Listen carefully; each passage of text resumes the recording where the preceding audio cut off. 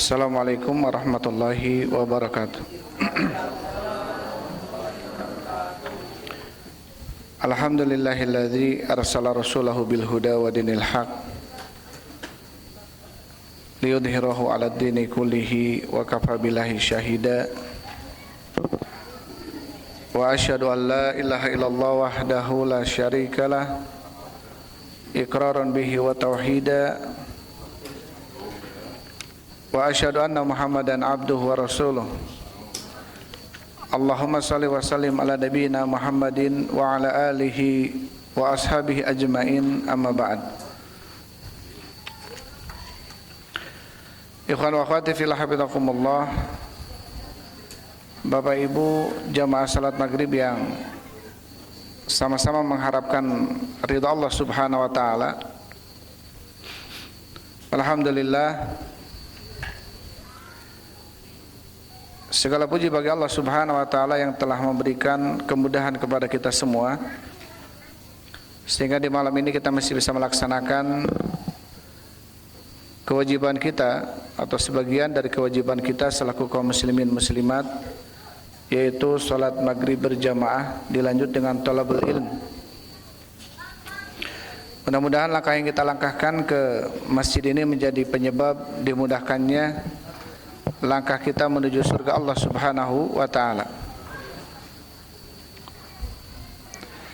Ikhwan wa akhwati fillah hafizakumullah. Bapak Ibu rahimani wa rahimakumullah, insyaallah kita lanjutkan pembahasan kita dalam kitab Riyadhus Shalihin karya Imam Nawawi rahimahullahu taala.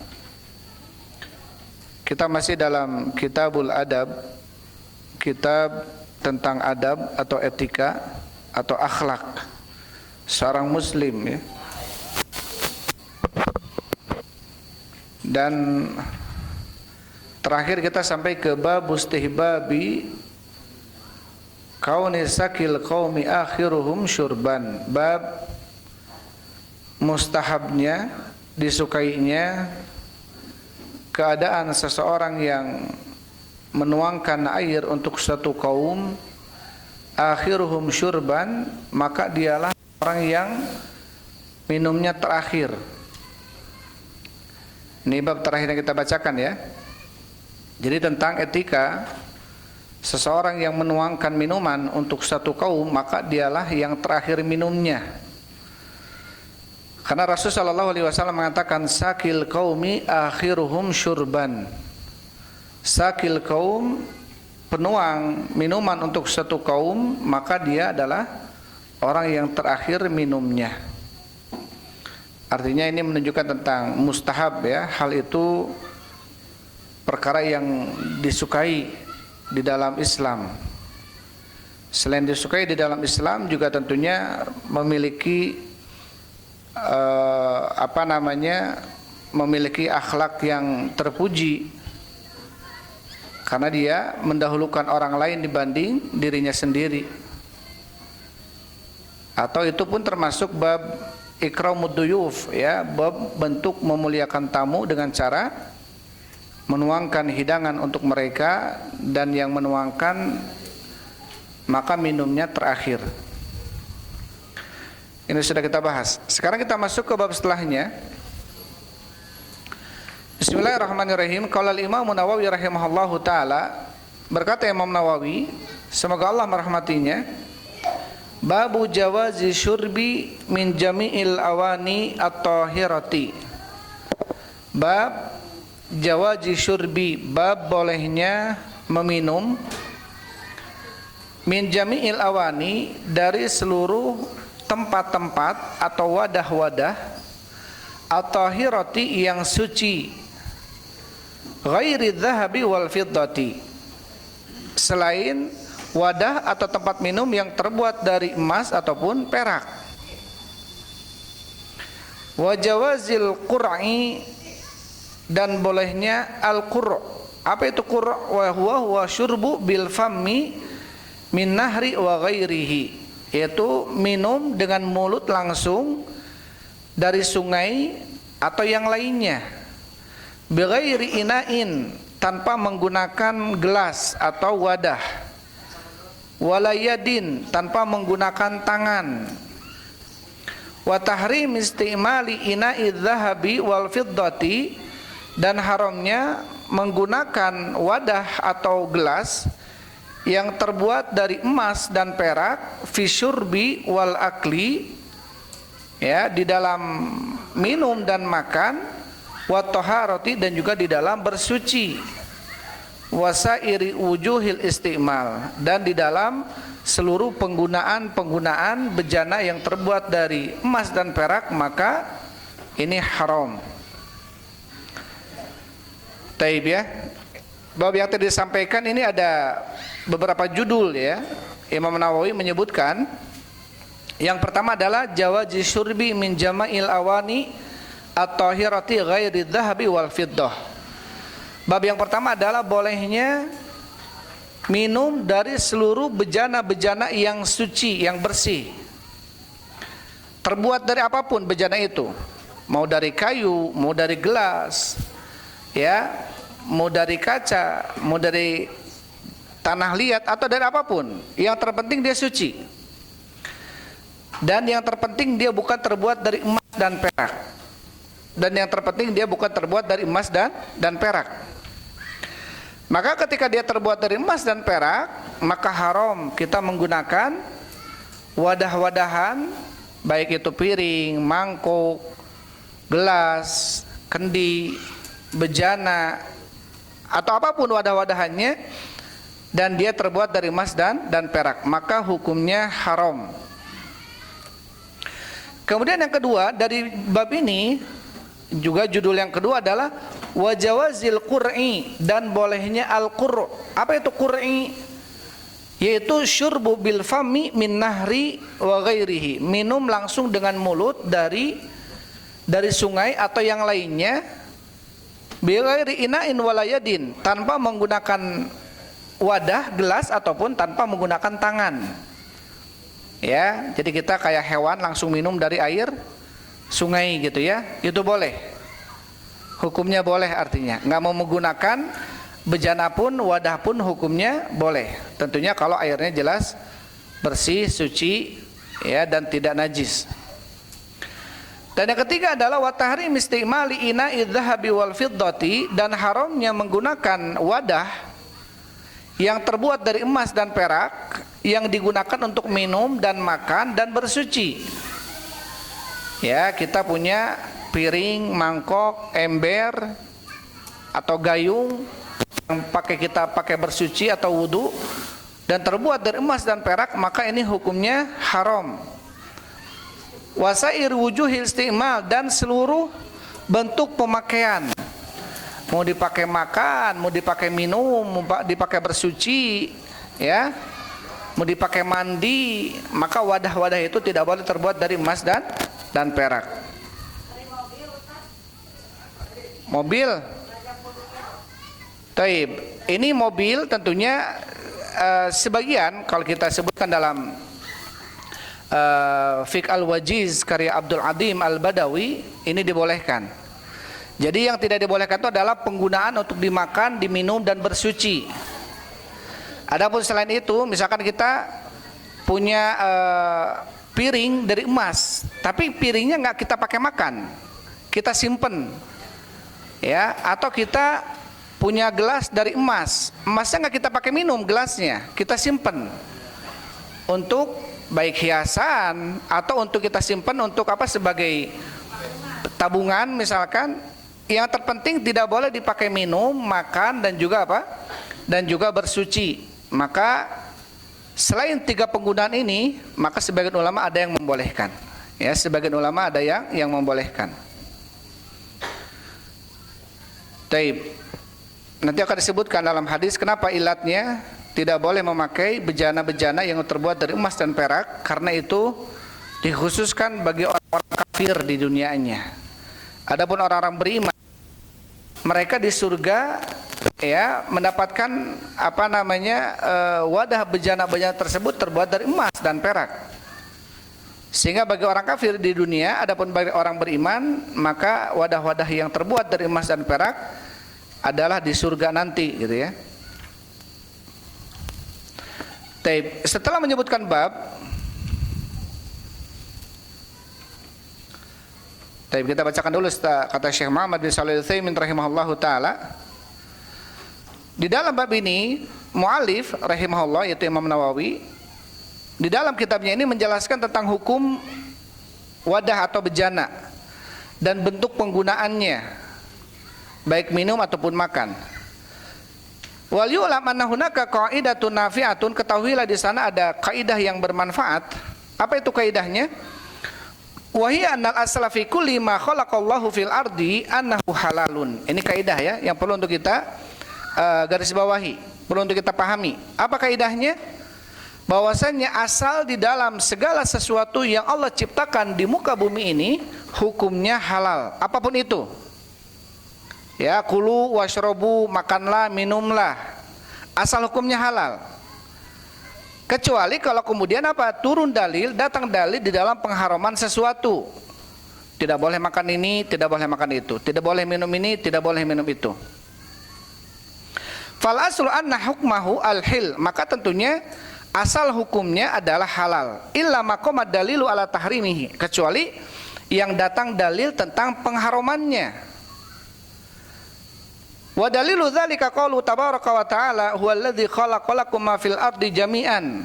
Dalilnya apa? Firman Allah Subhanahu wa taala dalam surat Al-Baqarah ayat 29, dialah Allah zat yang telah menciptakan bagi kalian ma fil ardi, apa-apa yang ada di bumi, jami'an, seluruhnya.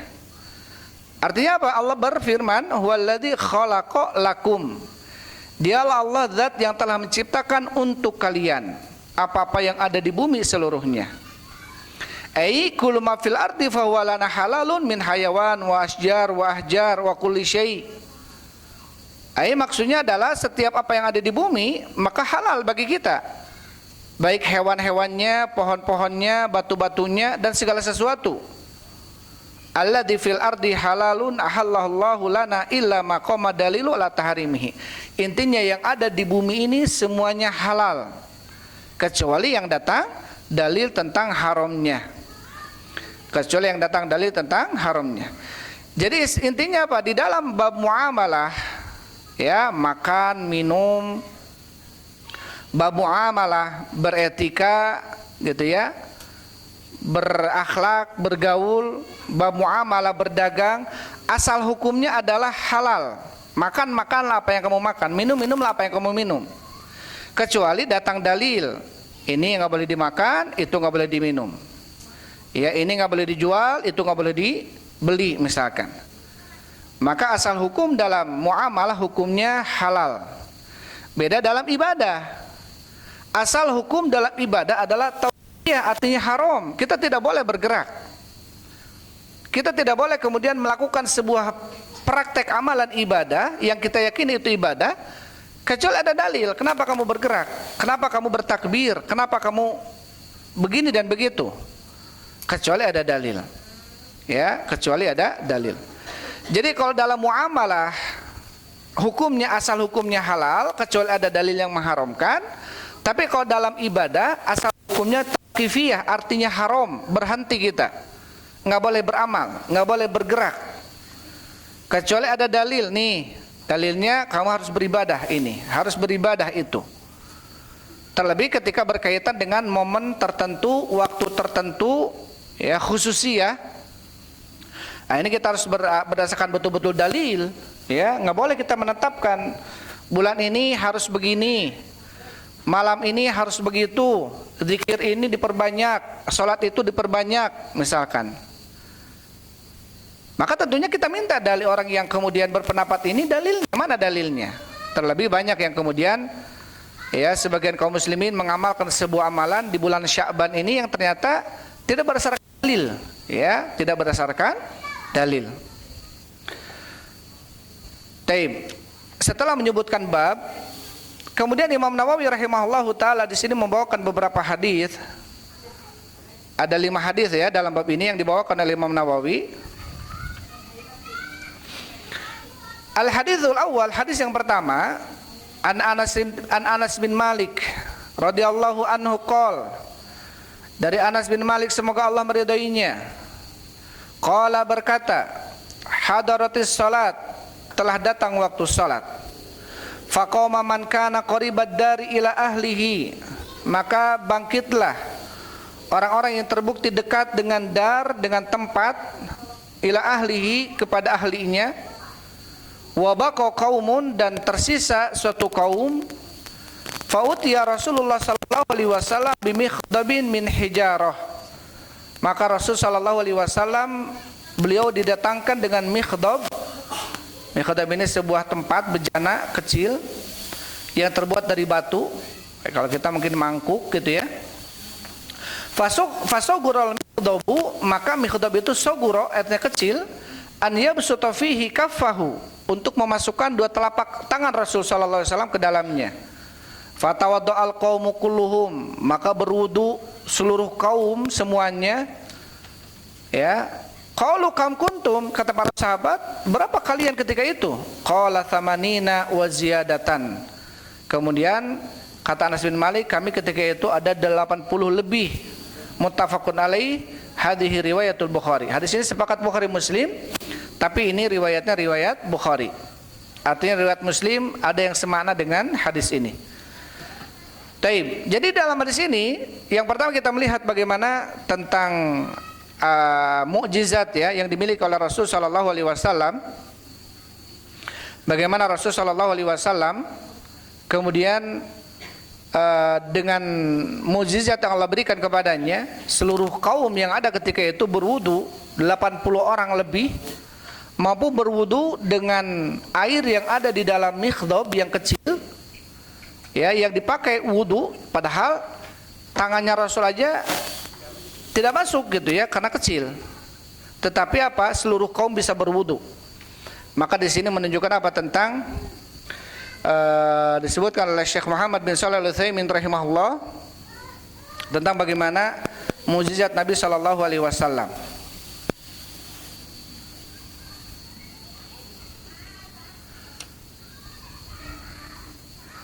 Taib.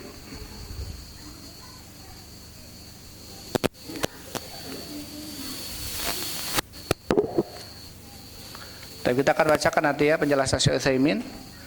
Kita bacakan dulu hadis semuanya, terus kita bacakan penjelasan Syekh Muhammad bin Shalih Al-Utsaimin rahimahullah. Kemudian wa fi riwayatin lahu wali Muslim, dan di dalam riwayat lahu, ya lahu masih dalam riwayat Bukhari dan juga Muslim. Dari sahabat Anas bin Malik tapi diriwayatkan oleh Imam Muslim. Anna Nabiya sallallahu alaihi wasallam da'a bina'in min ma. Bahwasanya Nabi sallallahu alaihi wasallam menyeru, meminta bejana yang ada airnya. Fa qadahin, maka kemudian didatangkan kepadanya sebuah qadah. Qidah ini apa namanya, wadah gitu ya. Fihi syai'un min ma, yang di dalamnya ada sedikit daripada air. Fa wada'a asabi'ahu fi, maka kemudian Rasulullah meletakkan jari jemarinya di dalam qidah itu, bejana tadi. Qala Anasun, maka berkata Anas, fajaltu anduru ilal ma yanbu min baini asabihi, maka aku kemudian melihat air tersebut keluar dari antara jari jemarinya Rasul sallallahu alaihi wasallam. Faharajtu man tawaddaa ma baina sab'ina ila thamanin, maka mencukupilah orang-orang yang berwudu antara 70 sampai 80 orang. Artinya apa? Keluar air dari jari jemari Rasul sallallahu alaihi wasallam. Ini menunjukkan tentang apa? Mukjizat Nabi sallallahu alaihi wasallam. Dan dibawakan dari sini oleh Imam Nawawi rahimahullahu taala tentang bagaimana bejana yang dibawakan kepada Nabi maka terbuat dari hijarah. Ya, terbuat dari Taib.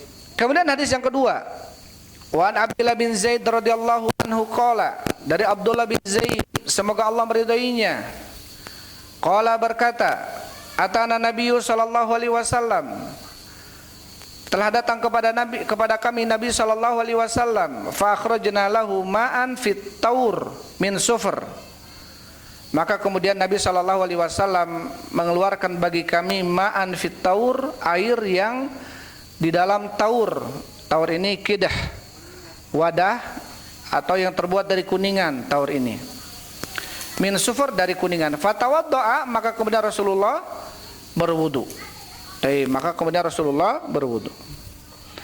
yang dipakai oleh Rasul sallallahu alaihi wasallam maka terbuatnya dari kuningan, bukan dari emas dan bukan dari perak. Kemudian yang ketiga, wa Jabir radhiyallahu anhu, dari Jabir semoga Allah meridainya, anna Rasulullah sallallahu alaihi wasallam dakhala ala rajulin minal ansar, bahwasanya Nabi sallallahu alaihi wasallam masuk ya kepada seseorang dari kalangan Ansar, wa ma'ahu sahibun lahu, dan bersama Nabi ada sahabatnya. Faqala Rasul sallallahu alaihi wasallam, maka berkata Rasul sallallahu alaihi wasallam, in kana indaka ma'un bata hadhihi lailata fi syannati wa illa qara'na, jika ada di sisimu ma'un air bata hadhihi laila, yang tersisa malam ini, fi syannati, yang ada di dalam syannah. Syannah ini kirbah ya, alat untuk menyimpan air yang terbuat dari kulit. Kalau ada air itu, maka maksudnya Rasul minum dari tempat itu. Wa illa qara'na, kalau tidak ada maka kami akan minum langsung. Jadi tidak memakai wadah, langsung minum ya, langsung tidak memakai gelas dulu tapi langsung minum gitu ya. Taib. Ini tentang qura ya, tentang bolehnya seseorang minum tidak pakai gelas tapi langsung ditotor gitu, atau langsung dari sungai atau langsung dari tempat air mengalir, kalau itu dipastikan bersih. Kemudian yang keempat, wa an Hudzaifah radhiyallahu anhu qala, dari Hudzaifah semoga Allah meridainya, qala berkata, inna nabiyya sallallahu alaihi wasallam nahana anil harir, sesungguhnya Nabi sallallahu alaihi wasallam melarang kami dari harir. Sesungguhnya Nabi sallallahu alaihi wasallam melarang kami daripada sutra. Wa dibaj, dan melarang kami dari apa? Dari dibaj. Ini apa namanya? Dibaj ini lu'lu atau mutiara gitu ya.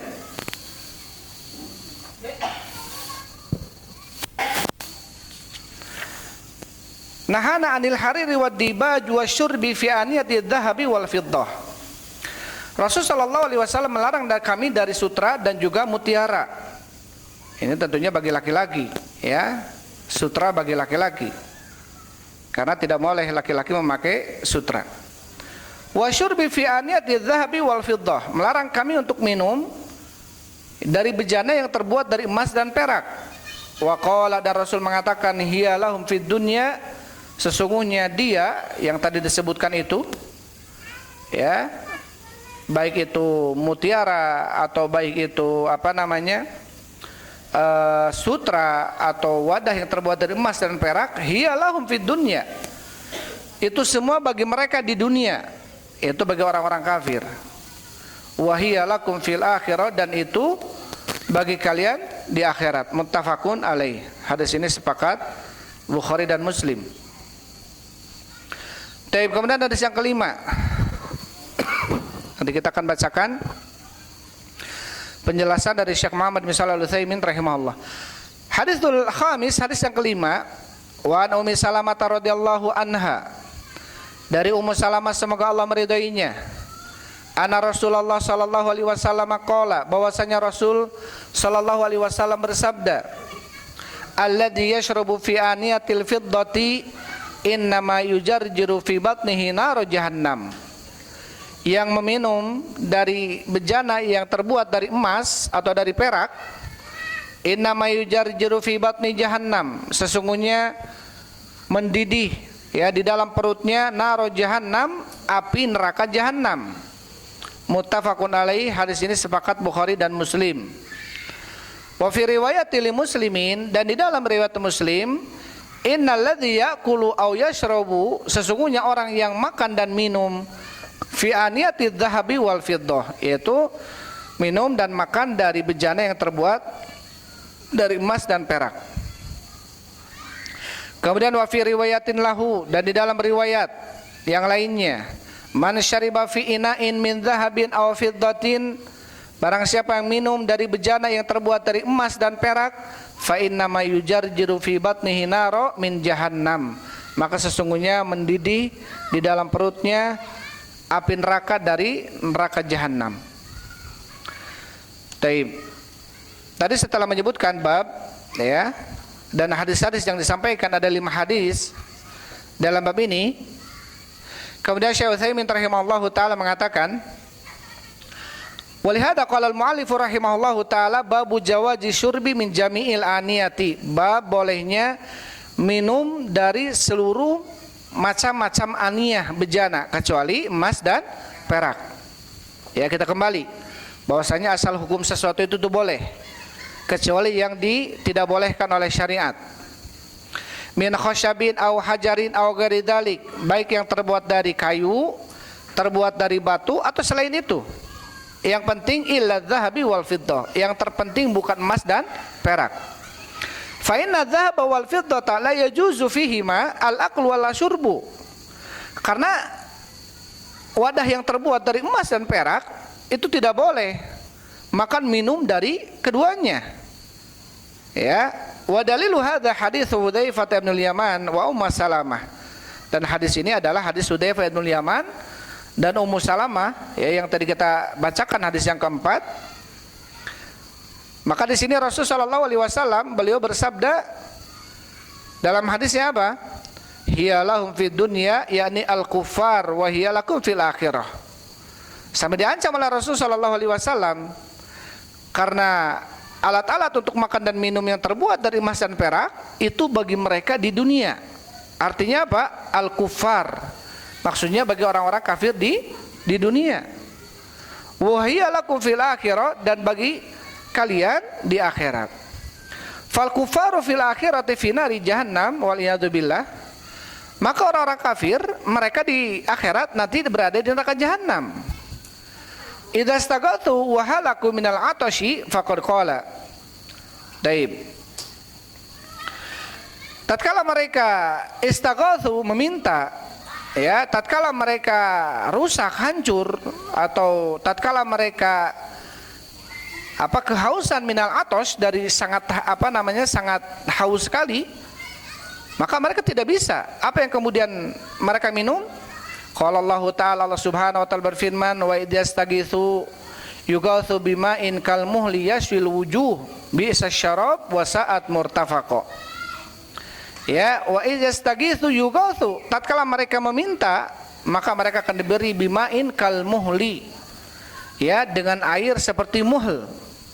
Ai ar-radi az-zaitul mahmi, seperti minyak yang jelek dan panas, kalmuhl. Yaswil wujuh, yang bisa membakar wajah, bisa syarabu wa sa'at murtafaqo, jelek-jelek minuman dan jelek-jelek tempat kembali. Artinya apa? Orang-orang kafir ketika mereka mau minum, maka mereka dituangkan kepada mereka air yang jelek terbuat dari minyak yang panas dan akan membakar wajah-wajah mereka. Artinya apa? Mereka tidak mendapatkan aniyah, ya, tidak mendapatkan wadah-wadah yang terbuat dari emas dan perak itu, karena mereka di akhirat berada di neraka. Lakin ahlul jannah ja'alanallahu minhum, tetapi ahlus surga, ya, semoga kita termasuk golongan dari mereka. Apa yusqawna min rahiqim makhtum khitamuhu misk wa fi dzalika falyatanafasil mutanafisun. Artinya apa? Mereka diberikan minuman nanti di surga dengan aniyati dzahabi wal fiddah, dengan bejana-bejana, wadah-wadah yang terbuat dari emas dan perak, ya, khitamuhu misk, dan khitamuhu misk, baunya atau harumnya seperti misk, seperti kasturi gitu, ya. Wa fi dzalika falyatanafasil mutanafisun, maka di dalam hal itu maka berlomba-lombalah orang yang berlomba-lomba. Artinya orang-orang beriman berlomba-lomba untuk masuk surga agar mendapatkan jamuan Allah Subhanahu wa taala. Salah satunya makan dan minum dari bejana atau wadah yang terbuat dari emas dan perak. Walidzalika nahan Nabi sallallahu alaihi wasallam anil akli wasyurbi fihima. Oleh karena itu Nabi melarang bagi orang-orang beriman di dunia ini untuk makan dan minum dari bejana yang terbuat dari emas dan perak. Kenapa? Li'annahuma aniyatul jannah. Karena bejana emas dan perak ini hanya adanya di surga bagi mereka. Maka tidak boleh kemudian kita memakai itu. Wa naha an lubsil harir lirrijal, dan juga Rasulullah melarang seseorang laki-laki memakai sutra. Lianal harir lil mu'minina fil jannah, karena harir sutra itu bagi orang beriman laki-laki itu di surga. Warijalu la yaliku bihim libsal hariri fid dunya, dan para laki-laki tidak cocok bagi mereka untuk memakai sutra di dunia, ya. Laula anna Allah ta'ala rakhasa lahunna fil libasil harir, kalaulah seandainya Allah Subhanahu wa taala tidak memberikan rukhsah bagi para perempuan. Ini bagi para perempuan pun rukhsah, ya, keringanan dari Allah Subhanahu wa taala. Artinya juga tidak kemudian seorang perempuan berhias dirinya dengan sutra, gitu ya. Ya, laula anna Allah ta'ala rakhasa lahunna fil libasil harir min ajli maslahatihinna wa maslahatihi azwajihinna.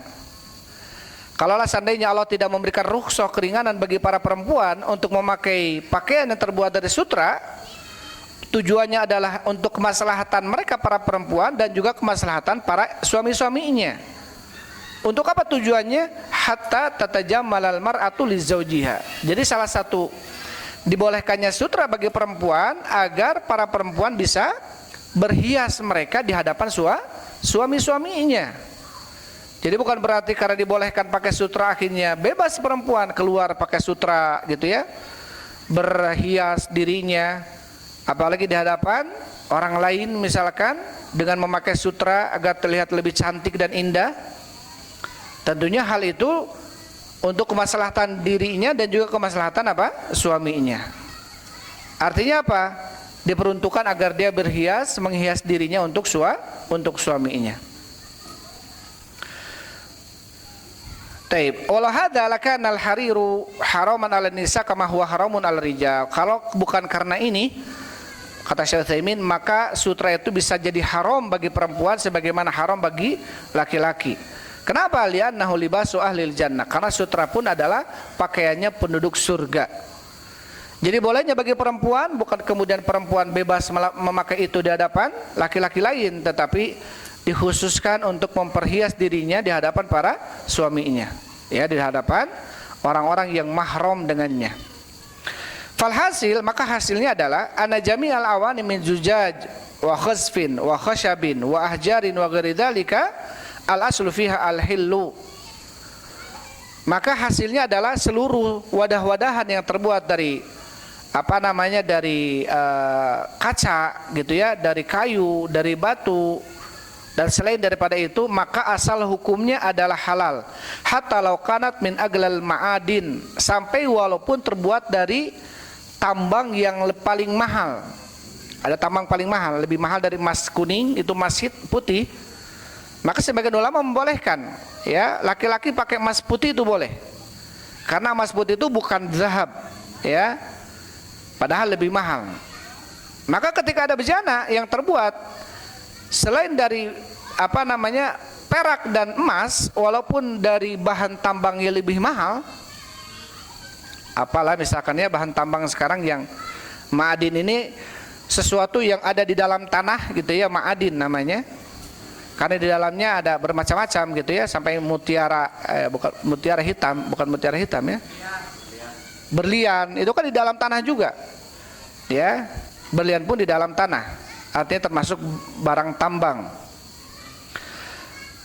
Intinya kata Syekh Utsaimin, selain daripada emas dan perak walaupun lebih mahal, maka menunjukkan tentang kebolehannya, ya, tentang kebolehannya. Fa innaha halalun ila dzahab wal fiddah, maka sesungguhnya itu halal kecuali emas dan perak. Wal illatu fi dzalika laisa kama qala ba'dul fuqaha, dan ilatnya kenapa haram emas dan perak bukan seperti yang dikatakan oleh sebagian orang-orang fuqaha. Apa kata orang fuqaha? Innaha khuyala'u wa kasril qulubi al fuqara. Karena ketika kita pakai gelas atau piring yang terbuat dari emas dan perak, itu termasuk bentuk apa? Khuyala katanya. Ini kata sebagian fuqaha. Kenapa haram pakai gelas dan piring dari emas dan perak? Karena ada unsur khuyala. Apa itu? Kesombongan. Dan juga ada unsur kasri qulubil fuqara, akan mematahkan hati-hati orang yang fakir. Artinya orang fakir akan patah hatinya ketika orang lain melihat emasnya aja, gelasnya aja emas gitu ya, apalagi yang lainnya gitu ya. Padahal bukan itu maksudnya, kata Syekh Utsaimin. Li'annahu law kana hakadza lakana kullu ina'in yuksaru qulubul fuqara yuhramu fihi al-aklu wasyurbu. Karena kalau ini ilatnya berarti apa? Setiap bejana yang bejana itu bisa membuat orang-orang fakir patah hatinya, maka berarti dia termasuk yang haram. Ya, maka dia berarti termasuk yang haram. Taib. Jadi intinya adalah kenapa? Karena bejana emas dan perak itu hanya untuk nanti di surga gitu ya, dan itu adalah bagi orang-orang beriman di surga dan bagi orang kafir di dunia. Lakin al-illat tabayyana Rasul sallallahu alaihi wasallam, tetapi ilatnya kenapa tidak boleh? Karena apa? Hiya lahum fid dunya wa hiya lakum fil akhirah. Bejana emas dan perak itu bagi mereka di dunia, bagi orang kafir, tetapi bagi kalian orang beriman adalah di akhirat. Jadi ini ilatnya ya, ini ilahnya.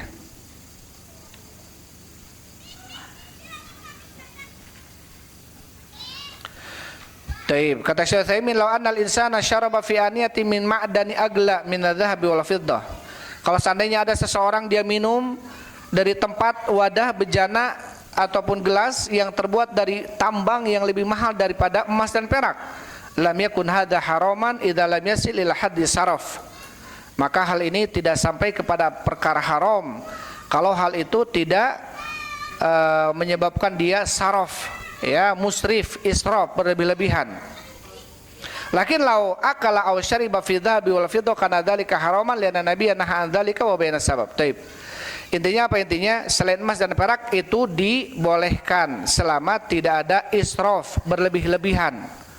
Ya, artinya berlebih-lebihan melakukan punya itu, ya, punya piring dari, taruhlah misalkan apa, emas putih dari mutiara, berlian misalkan ya. Tapi dia sendiri tidak pergi haji misalkan. Dia sendiri melalaikan sesuatu yang lebih wajib darinya. Ini bentuk israf. Dia melupakan orang-orang fakir di sebelahnya misalkan. Dia melupakan orang-orang miskin tetangga-tetangganya misalkan. Maka tentunya ini tentu termasuk israf ya. Taib. Kemudian fi hadis Ummi Salamah, dan di dalam hadis Ummu Salamah yang terakhir tadi, apa kata Rasulullah? Yang minum dari bejana emas dan perak maka akan mendidih di dalam perutnya neraka api jahanam. Dalilun al-annal akla fi aniyati dzahabi wal fiddah min kaba'iri'id dzunub. Maka ini dalil ya bahwasanya makan dan minum dari tempat yang terbuat dari emas dan perak termasuk dosa besar. Kenapa? Karena diancam oleh Allah di akhirat nanti akan mendidih di dalam perutnya api neraka jahanam. Sedangkan kita sudah tahu ya, apa definisi dosa besar yang sudah kita ketahui? Siapa yang masih ingat dosa besar itu kapan dia menjadi dosa besar? Ketika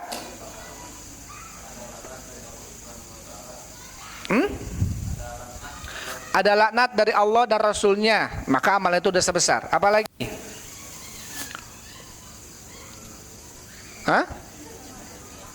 Diancam oleh Allah dengan hukuman Islam di dunia, cambuk, rajam, potong tangan misalkan, atau dengan hukuman akhirat. Nah ini hukuman akhirat ada ancamannya. Atau Rasul sallallahu alaihi wasallam mengatakan laisa minna man darabal hudud wa syaqqal juyub wa da'a bid'awal jahiliyah.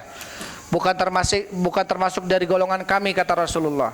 Orang yang memukul-mukul pipi, orang yang merobek-robek baju, dan orang yang menyeru dengan seruan-seruan jahiliyah. Maka kalimat laisa minna bukan dari golongan kami, ya, ini bukan dari fiil kami gitu ya, laisa min sunnatina. Bukan berarti dia itu kafir, tetapi pelakunya adalah dosa besar. Jadi orang yang meminum dan makan dari tempat-tempatnya terbuat dari emas dan perak, maka dia melakukan dosa besar karena diancam pelakunya oleh Allah dengan hukuman di akhirat. Apa hukumannya? Yaitu dengan cara apa? Mendidih di dalam perutnya api neraka jahanam. Taib. Wajal jawayuhan hadiru fil bal'um, yaitu suara makanan ataupun minuman. Wawayan hadiru fil bal'um, tatkala turun ke bal'um, tenggorokan. Faida akala, taib. Faida akala aw syariba fi ina'i dhahabi wal fiddah, maka apabila seseorang dia minum dari bejana yang terbuat dari emas dan perak, fa imma yujarjiru fi batnihi naru jahannam, maka akan mendidih. Jadi suara makanan ngagolak gitu ya dalam perutnya, neraka jahanam. Wa hadza yadullu ala annahu min kabarir dzunub, maka ini menunjukkan bahwasannya hal itu termasuk dosa besar karena di dalamnya ada ancaman ya oleh Allah Subhanahu wa taala tentang siksaan di akhirat. Taib, ikhwan wa akhwati fillah hafizakumullah, Bapak Ibu yang dirahmati Allah Subhanahu wa taala. Itulah tadi penjelasan dari bab yang ke-116 ya, tentang poin tidak bolehnya seseorang dia makan dan minum dari tempat yang terbuat dari emas dan perak. Itu saja mungkin bisa sampaikan. Wallahu a'lam bishawab. Alhamdulillah wassalatu wassalamu ala Rasulillah. Subhanakallahumma rabbana wa bihamdik asyhadu an la ilaha illa anta astaghfiruka wa atubu ilaik. Assalamualaikum warahmatullahi wabarakatuh.